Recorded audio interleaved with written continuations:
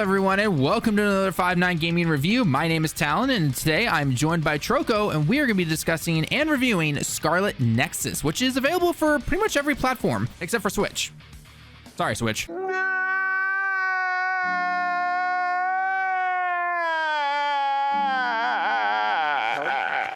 But today we are going to be talking about the game's design. We're going to show you some of the gameplay, compare the graphics to the old gen consoles and the new gen consoles, and kind of just give you our overall thoughts and opinions and experience in the game. But before we get started though, just wanted to make a quickly friendly reminder to like the video if you enjoy the content and subscribe to stay up to date on everything that we do here on 5-9. Also, let us know your thoughts down below in the comments if you agree with our opinions or your final score of Scarlet Nexus. So with that out of the way, let's get into our review of Scarlet Nexus.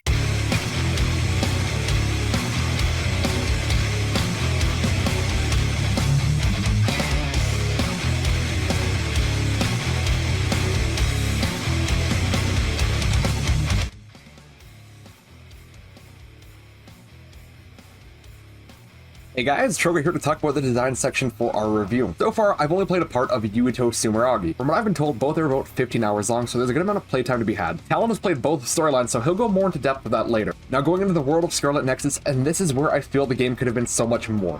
The main sort of hub city feels really empty. You're in a holographic city, but it doesn't even really make sense unless I'm missing something. But the main point is, this game could have used so much more time to flesh out the world and what it wants to be. Take a look at cutscenes. They're weird, and they're like this weird mind interpretation type thing, whatever they are. I don't really know how to describe them, but one look at the lip flaps, and you can see a total of 3 minutes went into that. As well as the city feels hollow. Since you can only buy items for one guy, there's no shops in town to really visit.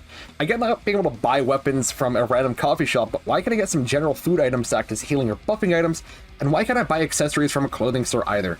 Overall, it's a great action RPG, but I feel a bit more time could have been used to expand on what was already there.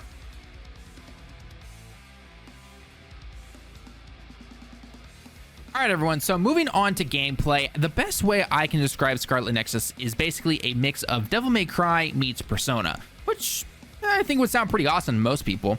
However, I do know that a lot of people will probably be looking at some of the gameplay and thinking, does this look like a button masher, right? And that's all you're gonna have to do for the rest of this game. However, I'm here to tell you that nothing could be further from the truth.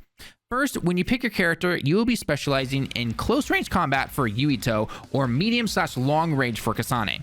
Then, early in the game, you will get access to one of your main abilities, the Psychokinesis, which basically allows you to throw all of the world objects that you can potentially see on the screen at your enemies. On PlayStation, you'll be using the R2 a lot in order to activate this.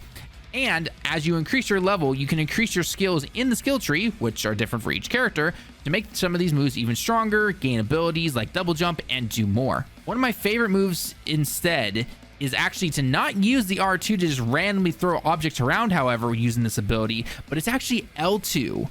You can use L2 on certain objects to be followed up by a basic quick time event to do a ton of damage to the surrounding area. On top of this, you get the ability to use your partner's abilities further along in the game, which basically combine it with a bunch of different abilities, it just honestly makes it really fun. This had to be one of the coolest things for me personally when it came to the combat. Things like embedding your weapons with lightning, turning yourself invisible, and more. It just gets so much fun the more and more you go into this. These can be further improved with bond leveling actually, which also come along with some kind of side story missions essentially that will have you working with certain members of your group. The more you do these, the stronger your moves become, and it just becomes a lot more fun overall as time goes on in the game. Against harder enemies, you're gonna have to learn to use all of these skills in your combat if you want to be able to take these down, especially on the higher difficulties. Obviously, in the very beginning, yes, you can button mash, but the further you go along, button mashing can only get you so far, and this is basically a great way to go ahead and kind of show you exactly what the gameplay does. Overall, I was having a blast with the gameplay. It's a lot of fun, just tons of excitement to have. And again, I know it looks like a button masher, but you got to play it. You have to kind of trust us here where it's like, you know what? Let's just test this out. And the more and more you get into the combat and everything, it just makes it a lot of fun. Now die! It's over!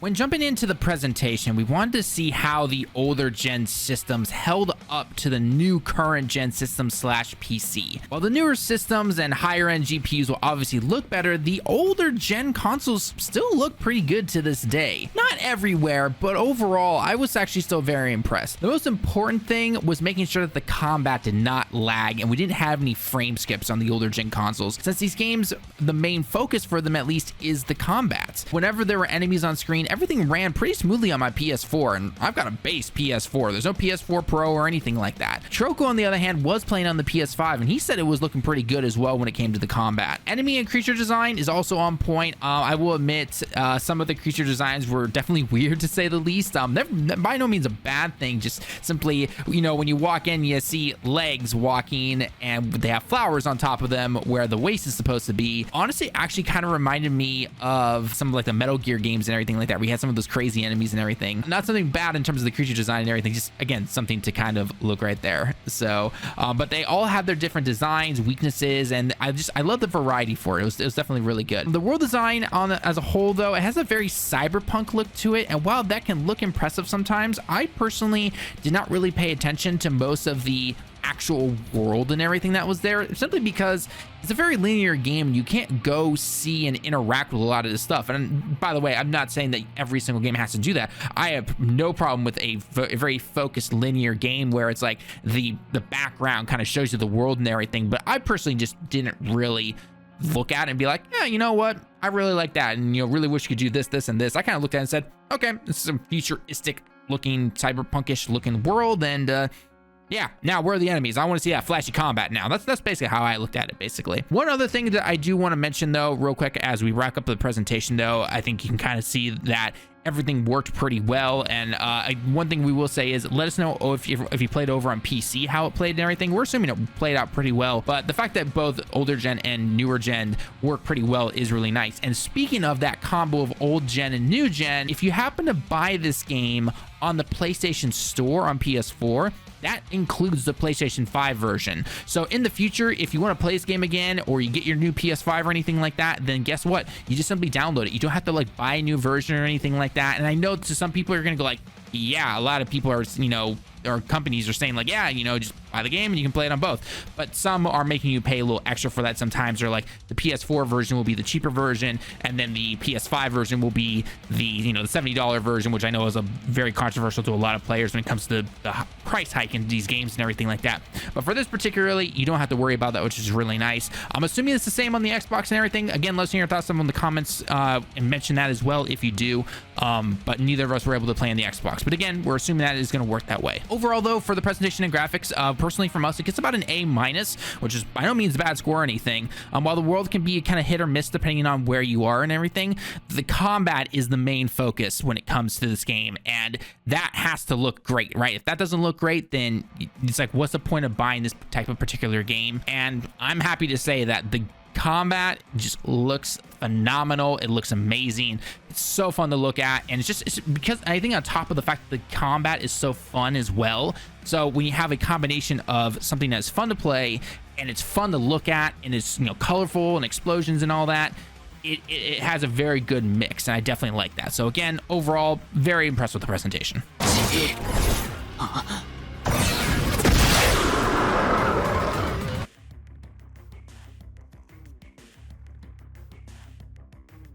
Overall, I think the game was a fantastic journey into a brain punk genre style of game that had a lot of really fun combat and moments throughout. I did like the party system, how you could interact with your party members, but I feel it could have been a little bit more fleshed out had you been able to take them into the city. From what I saw, it's really just combat or the, again, weird looking cutscenes. That's probably my biggest issue, is those cutscenes are weird, man. If you're just looking for an action adventure RPG, this game is definitely pretty good for what it wants to be, but I don't think it's probably worth the full asking price of about $80 for at least me in Canada. I'd say probably wait till it's on sale or something like that. Anyways, I'm probably gonna go to 6 out of 10. It's not bad by any means, but I feel it could have been a bit more. It's a pretty standard Bandai game. You can definitely feel the Bandai level of, I don't really want to say quality, but you can feel it's a Bandai game. It's the same kind of Bandai quality as you would find in something like, you know, Xenoverse 2 again. Not like that's a bad game, but it's a Bandai game. I don't know how to describe it. Maybe you guys know what I mean when I say Bandai, but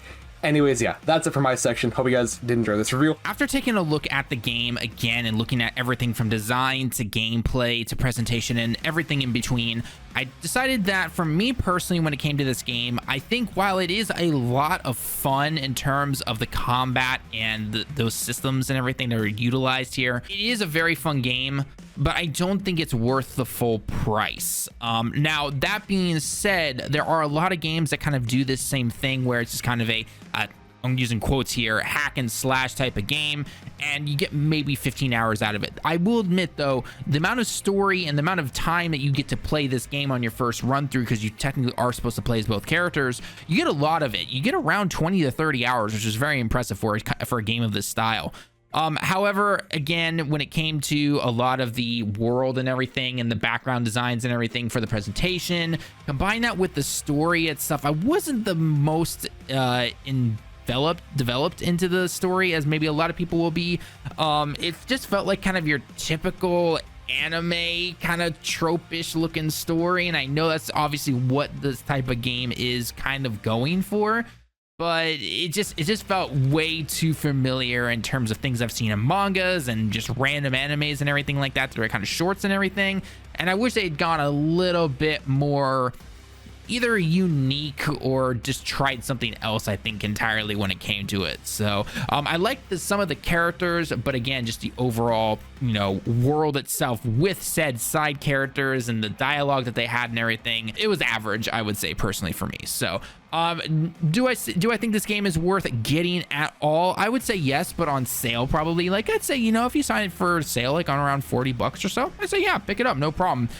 Or if you see it on Steam or something like that, for a Steam, like the Steam Winter Sale coming up in the at the end of the year, that will probably be on sale for quite a bit extra, and I'd say go for it. It's definitely worth it. With that being said, everyone, though, to wrap up this review, we here at 5-9 believe that Scarlet Nexus deserves a very solid 7 out of 10. While, again, the story might be a bit of a low spot for me personally, and I know Troko had some design issues that he didn't exactly agree with, we all agree here that the gameplay is phenomenal. It is smooth, it is utterly awesome and crisp, and just the combat is just, again, it's super fun. I can't state that enough, that the combat itself is the highlight, and if you can nail that and you can just sit back, relax, and have some fun, it's a very fun game to play. So again, we here at 5-9 are going to give it a 7 out of 10, but let us know your thoughts down below in the comments. Do you personally agree with our score? Do you think it's too low? Do you think it's too high? Do you think we were too harsh on the game? Do you think we were too easy on it? Let us know all your thoughts down below in the comments as always. So anyway, guys, that is going to be it though for today. I've been Talon with Troko here reviewing Scarlet Nexus again. Make sure you hit that like button if you enjoyed the video. Subscribe if you haven't been new to keep up with everything 5-9, and don't forget to check out our other social media accounts down below as well to catch us on Twitch, Twitter, Instagram, all those platforms. Until next time, everyone, we'll see you all in the next one. Johnny.